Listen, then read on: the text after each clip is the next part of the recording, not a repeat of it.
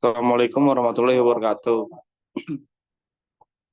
Saya Arinur Rahmat beserta Abbas Marsha akan menjelaskan tugas mata kuliah metode kuantitatif yang yang berjudul Pengaruh Disiplin Kerja dan Motivasi Kerja terhadap Kinerja Karyawan Abang Express Jakarta. Berikut penjelasannya.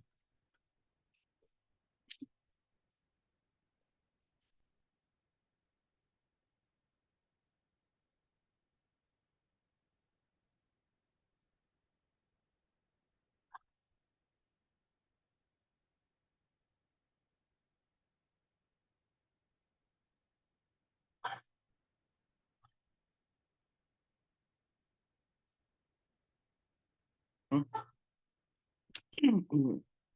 Tujuan. Tujuan untuk mengetahui pengaruh disiplin kerja dan motivasi kerja terhadap kinerja karyawan Abang Express Jakarta.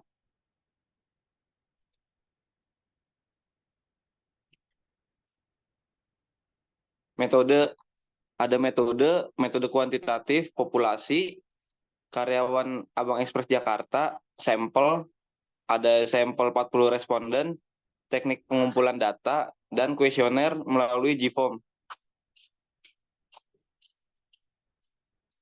Uji validitas. Langkah pertama, langkah uji validitas dengan SPSS yaitu memasukkan data variabel view. Berikut contoh gambarnya. Yang kedua, dari menu utama SPSS, pilih menu analis, kemudian pilih submenu correlate, lalu pilih bivariate. Berikut contoh gambarnya.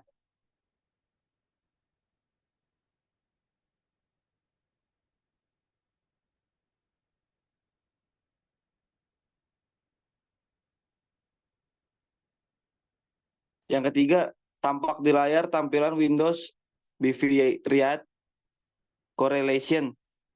Yang keempat, masukkan semua variabel ke kotak variabel dan pilih OK. Hasil uji validitas. Dari tabel 4 4.4 diketahui bahwa R hitung seluruh data yang berjumlah 15 pertanyaan. Kurang lebih 0,312.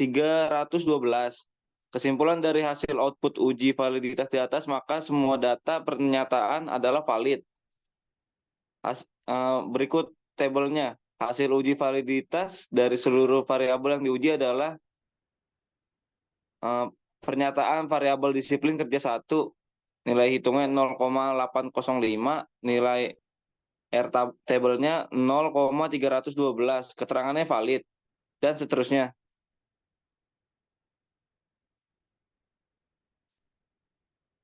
Uji reliabilitas. Yang pertama, langkah uji reliabilitas dengan SPSS yaitu memasukkan data variabel view.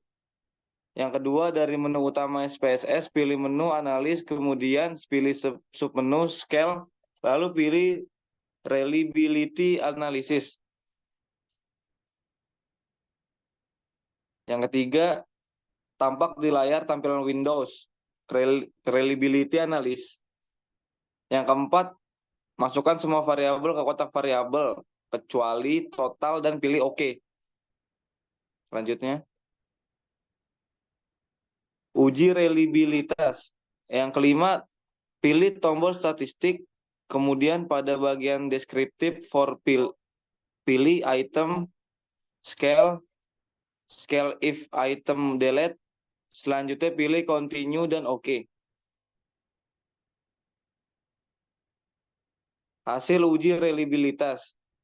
Tabel 4.5 hasil uji reliabilitas, reliability statistik Cronbach alpha titik 942, end of itemnya 15. Berdasarkan tabel 4.5 hasil uji reliabilitas menggunakan Cronbach alpha.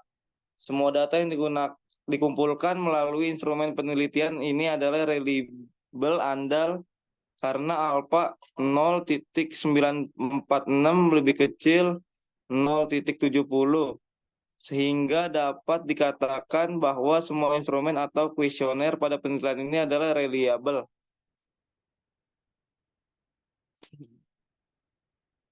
Uji normalitas. Langkah mencari nilai residual yaitu memasukkan data variabel view. Yang kedua, dari menu utama SPSS, pilih menu analis, kemudian pilih submenu regression, lalu pilih linear.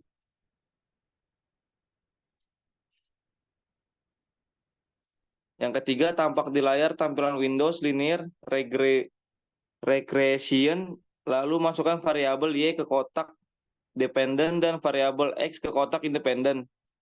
Dari menu utama pilih tombol statistik sehingga tampak di layar Windows linear regression statistik. Kemudian pilih bagian regression convenience, pilih estimate model fit. Selanjutnya pilih continuuma SPSS, pilih menu analis. Kemudian pilih submenu regression, lalu pilih linear. Yang kelima, pilih tombol Save sehingga tampak di layar Windows Linear Regression Save. Kemudian pilih bagian residual, pilih Unstandardized. Selanjutnya pilih Continue dan OK. Uji normalitas. Langkah melakukan uji normalitas dengan SPSS yaitu memasukkan data variabel view. Yang kedua, dari menu utama SPSS pilih menu analis yang dipilih submenu non-parametric test, lalu pilih legacy dialog, kemudian pilih sampel K sampai S, yang kemudian di layar muncul tampilan Windows One Sample Kolmogorov sampai Smirnov test.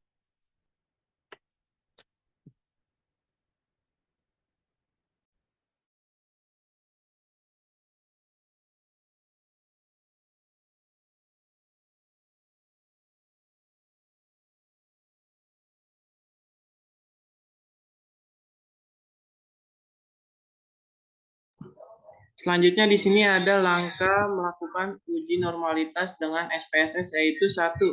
Memasukkan data variabel view. Yang kedua, dari menu utama SPSS, pilih menu analis, kemudian pilih submenu non-parametric test, lalu pilih legasi dialog. Kemudian pilih satu sampel K sampai S, yang kemudian di layar muncul tampilan Windows One Sample Kolmogorov sampai Smirnov test. Terus yang ketiga, pada kotak test variable list, pindahkan unstandardized residual dan aktifkan test distribution pada kotak normal, pilih OK. Selanjutnya ada hasil uji normalitas. Berdasarkan tabel 4.6, hasil olah data dilihat dari nilai asym dan sig sebesar 0,200 lebih besar 0,05 maka dapat didistribusikan secara normal, dengan kata lain pada tingkat kepercayaan 95%. Uji multikolinearitas. Langkah untuk uji multikolinearitas dengan menggunakan SPSS adalah 1. Masukkan data variable view. Yang kedua, dari menu utama SPSS, pilih menu analis, kemudian pilih submenu regression, lalu pilih linear. Yang ketiga, tampak di layar tampilan Windows Linear Regression, lalu masukkan variabel kinerja ke kotak dependen dan variabel disiplin dan motivasi ke kotak independen. 4. Tampak di layar tampilan kotak Linear Regression statistik, lalu pilih kotak Collinearization diagnostik, klik Continue, lalu klik OK. Hasil uji multikolinearitas. Berdasarkan pengujian pada variabel disiplin dan motivasi, dapat dilihat bahwa nilai toleransi 0,4.7 lebih besar 0,10 dan FIF 2345 lebih kecil dari 10.00, yang artinya tidak terjadi multikolinearitas pada variabel disiplin dan motivasi. Sehingga model ini mempengaruhi syarat untuk menjadi model regresi yang baik. Selanjutnya ada uji regresi berganda. Langkah melakukan uji regresi berganda dengan SPSS yaitu memasukkan data variable view. Yang kedua, dari menu utama SPSS, pilih menu analis, kemudian pilih submenu regression, lalu pilih linear. Yang ketiga, tampilan Windows Linear Regression, lalu masukkan variabel kinerja ke kotak dependen dan variabel X1 disiplin dan X2 motivasi ke kotak independen, lalu klik OK. Di sini ada hasil uji regresi berganda. Satu, hasil uji koefisien determinan. Jika dilihat dari tabel 4.8, dapat dilihat bahwa nilai R square yang besarnya 0,916 menunjukkan bahwa proporsi pengaruh variabel X1 disiplin kerja dan X2 motivasi kerja terhadap variabel Y kinerja karyawan sebesar 91,6%. Artinya, variabel disiplin kerja dan motivasi kerja memiliki pengaruh terhadap kinerja karyawan sebesar 91,6%. Sedangkan sisanya 8,40% dipengaruhi oleh variabel lain yang tidak ada dalam model regresi linear. Yang kedua, ada hasil uji T parsial. Berdasarkan tabel 4.9 dapat kita lihat di mana nilai T hitung variabel X1 lebih besar dari nilai T tabel. Dengan tingkat signifikan di bawah 0,05 yaitu 0,02. Sedangkan T hitung variabel X2 T table 6,332 lebih besar dari 2,021 dengan tingkat signifikan di bawah 0,05 yaitu 0,000. Berdasarkan cara pengambilan keputusan uji parsial dalam analis regresi dapat disimpulkan sebagai berikut. Variabel X1 disiplin kerja secara parsial berpengaruh signifikan terhadap kinerja karyawannya. Variabel X2 motivasi kerja secara parsial berpengaruh signifikan terhadap kinerja karyawan Y. 3. Hasil uji F simultan. Berdasarkan tabel 4.10 dapat kita lihat bahwa nilai F hitung lebih besar dari nilai F table. 96,172 lebih besar 3,23 dengan tingkat signifikan di bawah 0,05 yaitu 0,000. Berdasarkan cara pengambilan keputusan uji simultan dalam analis regresi dapat disimpulkan bahwa variabel X1 disiplin kerja dan X2 motivasi kerja jika diuji secara bersama-sama atau serempak berpengaruh signifikan terhadap kinerja karyawan Y. Kesimpulan, berdasarkan hasil penelitian yang telah dilakukan mengenai pengaruh disiplin kerja dan motivasi kerja terhadap kinerja karyawan Bank Express Jakarta, maka dapat diambil kesimpulan bahwa disiplin kerja dan motivasi kerja jika diuji secara bersama-sama atau serempak berpengaruh terhadap kinerja karyawan Abang Express Jakarta.